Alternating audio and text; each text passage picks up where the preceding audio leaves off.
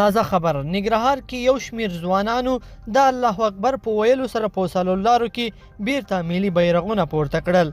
د ننګرهار په مرکز جلال آباد ښار کې ګڼ شمېر ځوانانو د الله اکبر په ویلو سره د هیواد درې رنګه ملي بیرغ د ښار په وصلو لارو کې پورته کړ.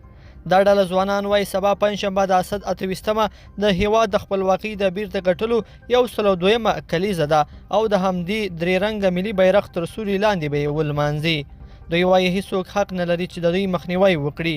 دا ډله ځوانان داسې مهال ملي بیرغونه د ښار په واټونو کې ځړوي چې تېره ورځ د اسلامي امارت پلویانو د ښار له منځه ملي بیرغونه راښکته کړل او په ځینو ځایونو کې د اسلامي امارت بیرغونه وځړول. د یادونې وړ ده چې په افغانستان کې د طالبانو د اسلامي امارت د واکمنۍ د درېیمې ورځې په تېرېدو ډېری افغانان د ملي ارزښتونو او شتمنیو د خوندیتوب غوښتنه کوي. د دغو ملي ارزښتونو څخه یو د افغانستان درې رنګه ملي بیرغ دی چې د طالبانو له لوري د څو ورځو راهیسې له دولتي تاسیساتو لرې کیږي. په ټولنیزو رسنیو کې ډیری خلک په دې تړاو بېلابېل نظرونه لري.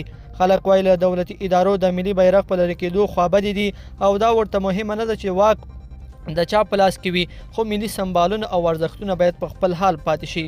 د افغانستان د کرکټ ملي لوبډلو ځینو لوبغاړو هم د درې رنګه بیرغ ننګه کړې ده. دوی ویلي ملي بیرغ یې د نړۍ د کرکټ په میدانونو کې رپولی او ژمنه کوي چې بیا به یې هم په افتخار سره رپولو ته دوام ورکوي. لیدونکو په دې هیله چې دا مطلب به مو تر پایه لیدلی وي. که مو دا ویډیو خوښه شوې ویډیو لایک کړئ او چینل سبسکرایب کړئ. تر بیا ښه وخت.